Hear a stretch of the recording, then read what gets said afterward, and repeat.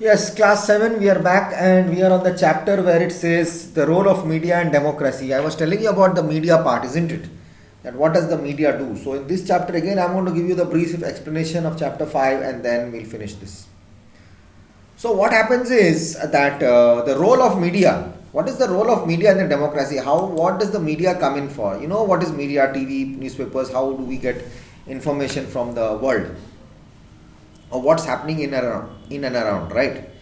So, introduction, if we say in this way, the media is a lifeline of a nation.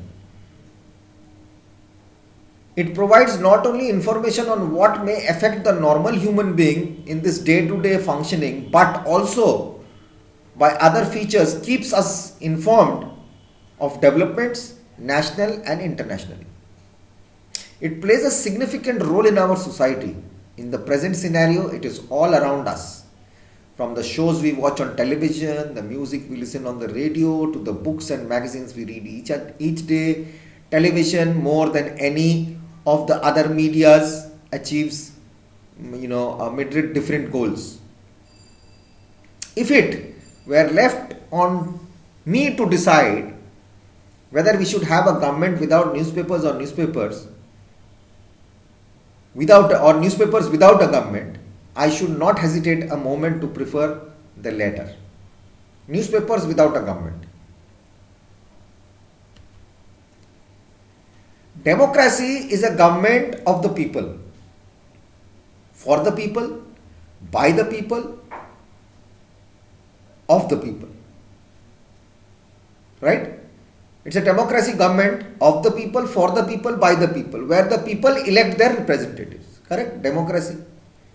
People's rule, democracia.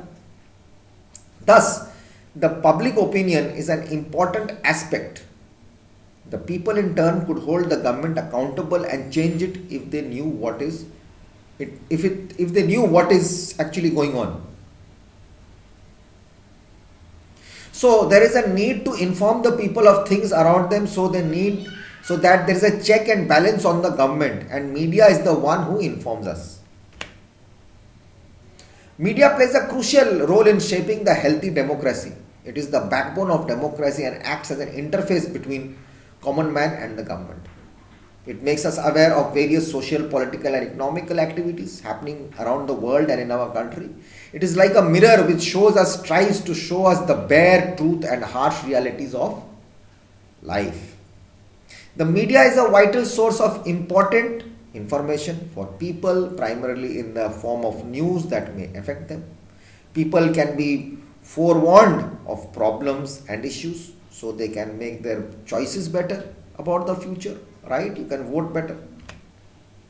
Now, as an informer, they have a role, the role of the media in democracy. It supplies the information in true and unbiased form and lets the public choose who may be the best in their interest. Clear?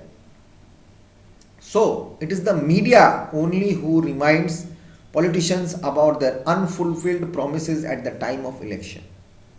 The executive coverage, the excessive coverage, TV news channels during elections helps people, especially illiterates, those who don't know studies, in electing the right person to the power. This reminder compels politicians to perform their promises in order to remain in power. Now, what is the creation of the public opinion? How does a public opinion get created? In an uneducated democracy, public opinion has to be generated and some agency is required to do the work. An instrument of mass communication can serve the requirement of effective mobilization of national opinions. This is the only way a democracy can survive. Television and radio have made a significant achievement in educating rural illiterate masses in making them aware of the events in their language. The media also exposes loopholes in the democratic system, which ultimately helps a government in filling the vacuums of loopholes and making a system more accountable, responsive, and citizen friendly. A democracy without media is like a vehicle without wheels. Now, if I come to an end of it, No one is perfect in this world, and so is the media. We cannot think of a democracy without active and neutral media. Media is like a watchdog in a democracy that keeps the government active. From being just an informer, it has become an integral part of our daily lives, the media. With the passage of time, it has become a more matured and a more responsible entity which informs the people about all the things which is going on in the country and our society and in our neighborhood, everywhere. Okay? So, you can do that. You can read this and come to know at least whatever you want to know about it. As we said, it's a lifeline to the nation. The reach of media and the effect it can have on the general public always been recognized and never been challenged. Okay.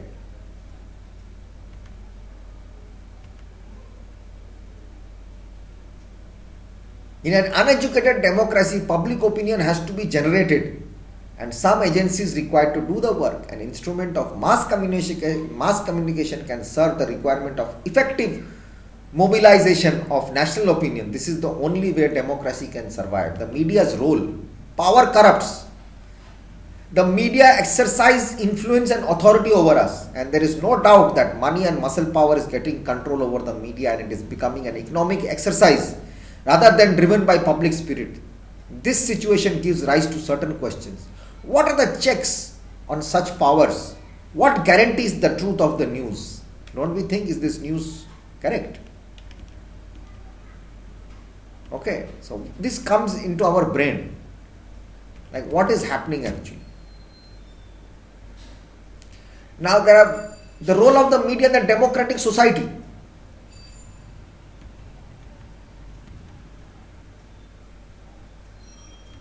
Now, Thomas Jefferson once said that if he had to choose between a government without newspapers or newspapers without a government, he would choose the latter. He would choose a newspaper without a government. Because news is much better. Media is everything. Media must be free of the following: censorship, self-censorship, control of the government, physical and moral pressure, political prejudice, to inform responsibly, to challenge those in power in the government, parliament and local authorities, communicate and maintain social relations between social groups effectively, not to mislead public, reproduce events accurately, reflect the most accurate picture of what is happening. The right of freedom of expression versus the right of individual for private life. The only right criteria in deciding ethical dilemmas or legal issue is public interest. In the democratic societies, journalists are agents of the public, taking into account those in power misusing it, being in between the political parties and the society, being in the opposition to government when it concerns human rights protection. In the Central Asia, the media used for propaganda of interests if parties, government officials, businessmen, MPs, criminals, etc. via promoting reforms, ideas, decisions favorable or only those in power, creating positive or negative images, biased coverage. Okay, social media works as an alternative source of information, allows to communicate actively and openly, allowed to call to account those in power. Accordingly, the social media partly function as a traditional media should function in the democratic society. However, limited access and coverage of the social media cannot allow use them widely in the purposes of promoting democracy. Okay, so get that done and complete it, and I'll see you in the next video.